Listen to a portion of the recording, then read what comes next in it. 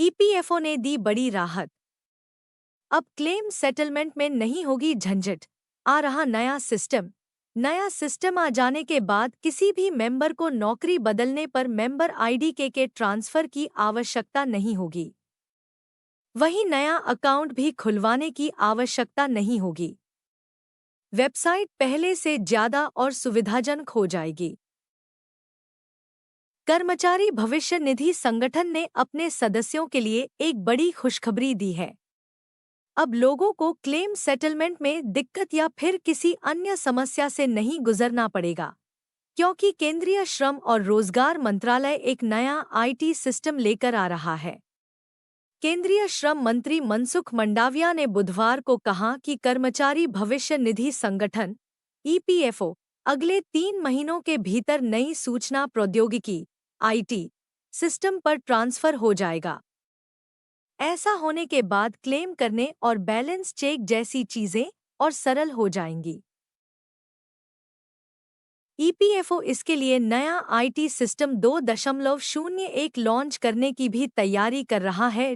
कर्मचारी भविष्य निधि संगठन ने अपने सदस्यों के लिए एक बड़ी खुशखबरी दी है।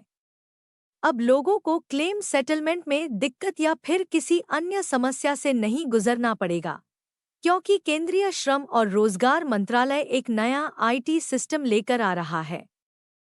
केंद्रीय श्रम मंत्री मनसुख मंडाविया ने बुधवार को कहा कि कर्मचारी भविष्य निधि संगठन ईपीएफओ अगले 3 महीनों के भीतर नई सूचना प्रौद्योगिकी आईटी सिस्टम पर ट्रांसफर हो जाएगा। ऐसा होने के बाद क्लेम करने और बैलेंस चेक जैसी चीजें और सरल हो जाएंगी। ईपीएफओ इसके लिए नया आईटी सिस्टम 2.01 लॉन्च करने की भी तैयारी कर रहा है। नया सिस्टम आ जाने के बाद किसी भी मेंबर को नौकरी बदलने पर मेंबर आईडी के ट्रांसफर की आवश्यकता नहीं होगी। वहीं नया अकाउंट भी खुलवाने की आवश्यकता नहीं होगी। वेबसाइट पहले से ज्यादा और सुविधाजनक हो जाएगी। बता दें, ईपीएफओ पोर्टल के जरिए आप बैलेंस चेक करने से लेकर क्लेम सेटलमेंट और अन्य पीएफ से जुड़े काम को पूरा कर सकते हैं। सबसे बड़ी परेशानी ये थी कि कुछ लोगों को ईपीएफओ पोर्टल पर लॉगिन करने की दिक्कत आती थी। ईपीएफओ सदस्यों को क्लेम सेटलमेंट में भी दिक्कत आ रही थी।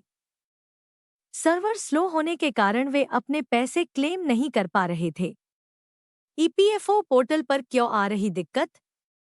लोगों का मानना है कि पोर्टल पर ज्यादा बोझ बढ़ रहा है, जिस कारण ट्रैफिक को मैनेज करने में समस्याएं आ रही हैं।